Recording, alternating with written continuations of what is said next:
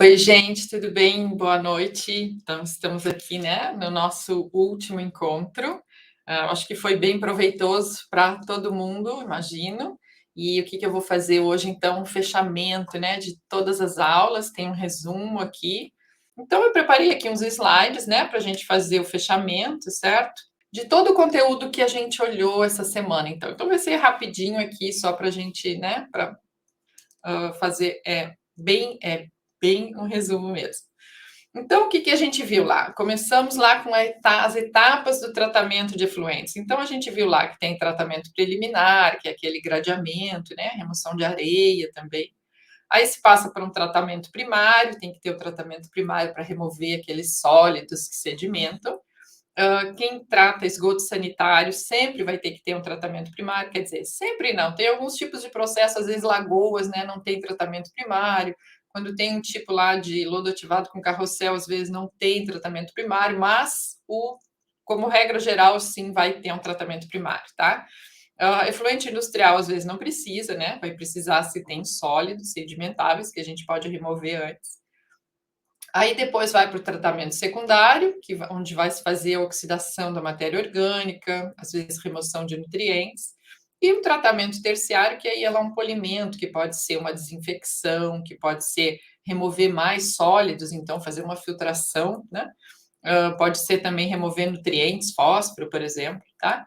E lembrando sempre que tem tratamento do lodo, então não existe processo biológico que não gere lodo, então tem que pensar o que vai fazer com esse lodo, ok?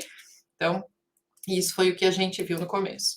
E aqui, ó, eu coloquei essa foto, se vocês olharem da direita para a esquerda, então a gente tem ali, ó, bem na direita, um efluente primário, certo? O esgoto sanitário, isso. Aí na foto do meio, ali no becker do meio, aquilo ali é um lodo ativado, então aquilo, né, é o meu esgoto que está sendo tratado, efluente que está sendo tratado. Gente, agora tem uma coisa, não se fala mais esgoto, né? Se fala assim, ó, uma água de reuso, uma água. Tá se evitando falar esse termo esgoto, porque dá aquela. Às vezes as pessoas têm, é esgoto. Não, é uma fonte de água que não está limpa. Então, né, está se tentando trocar essa nomenclatura, não falar mais em esgoto. Então, uma água que já foi utilizada, é uma água usada. Então, a gente, né, é uma fonte, certo? É uma fonte de uma água limpa, né, que pode ser. Então, ali no meio, a gente tem aquilo ali é de um lodo ativado, então o processo, né, está sendo purificado. E se vocês olharem ali a foto da esquerda, então é um efluente que já foi totalmente tratado, foi passado por uma unidade de ultrafiltração, então sai super purificado ali, certo? Então, isso aqui seriam as etapas lá. A etapa, né, um efluente primário, um efluente ali, não é um efluente secundário, é durante o processo secundário, que é lodo ativado, e lá no final, após um processo terciário. Então, essas são as fotos.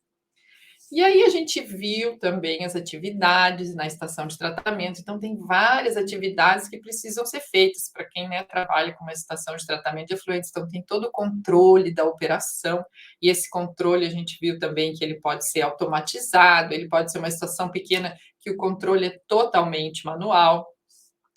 Precisa toda a parte de inspeção, fazer inspeção nos equipamentos, nos tanques. Aí entra toda a parte de amostragem, tem que saber, lembra que eu comentei ali depois, tem que saber aonde amostrar, o que vai analisar. Então, né, para se pegar uma amostra errada, como é que a gente vai fazer uma avaliação de uma estação se a gente já coletou uma amostra errada? Então, a amostragem é super importante, certo? Quando se trabalha com lagoas, é um problema fazer amostragem em lagoas, porque lagoas não tem aquela mistura. Então, quando a gente pensa em lagoas, sempre tem que tentar amostrar nas tubulações, certo?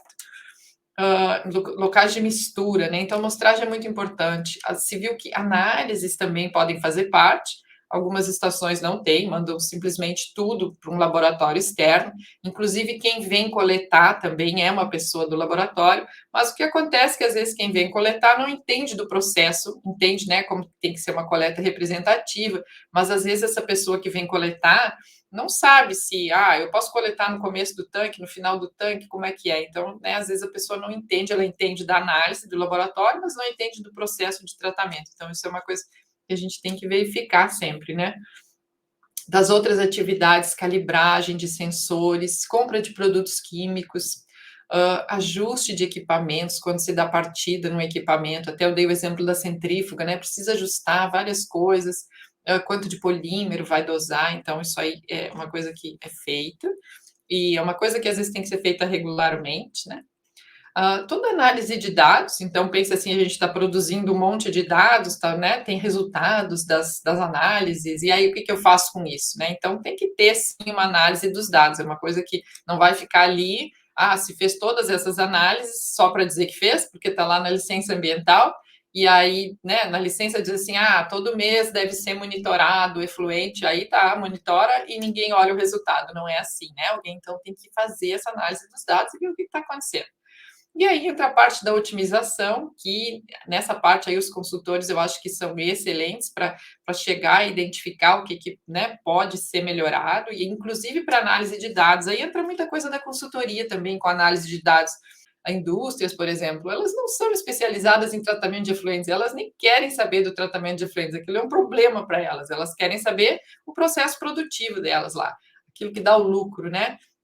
Então, o consultor, nossa, ele ajuda muito nisso, nessa parte de análise de dados, de acompanhamento da estação, de ver o que, que acontece ao longo das estações, como é que vai estar como é que está o comportamento, o que, que tem que mudar. E quem trabalha, né, quem já trabalha com isso sabe que no inverno e no verão vai ser diferente, certo? Então é isso aí. Então, para a consultoria aqui, excelente para os consultores, né, que trabalham com isso. A parte de documentação também, relatórios, olha, tem bastante coisa para fazer aí, e às vezes tem relatórios que têm que ser entregues para o órgão ambiental também, então tem, né, a parte de os consultores podem ajudar com isso.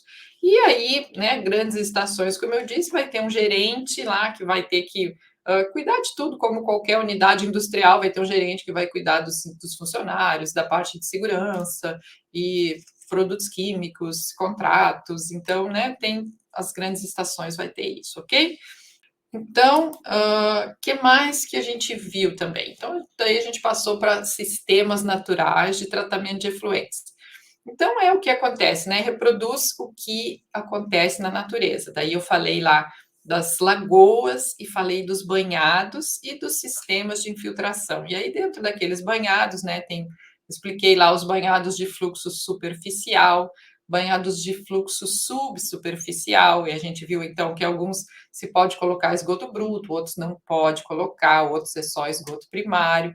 E principalmente lá para infiltração no solo, é só esgoto tratado. Não posso fazer infiltração com esgoto bruto ou com esgoto primário, vai ser para esgoto tratado, ok? Então é isso que foi visto. O que mais? Aí a gente passou, né, e viu lá os sistemas de engenharia, né? Que nem eu disse, não que o anterior não tenha engenharia, mas seria, né, mais tanques e reatores aqui. E aí eu enfatizei bastante isso, né, que os processos de tratamento, que eles são bem complexos, que vai envolver processos físicos, por exemplo, né, sedimentação. Sedimentação é um processo físico, tá? Vai envolver toda a microbiologia, a gente está falando em processos biológicos de tratamento. Então, nesses processos biológicos, tem as reações bioquímicas, tem a parte de transferência de massa, e quando eu falo isso, quando a gente fala lá em processos aeróbios, né? Eu tenho toda a transferência, então, do oxigênio, que é gasoso, para o meio líquido, eu preciso de um oxigênio dissolvido, então eu tenho essa parte de transferência de massa. E vai depender também do tipo de reator. Lembra que eu comentei o reator tipo fluxo em pistão? Acho que até eu botei o slide aqui a seguir.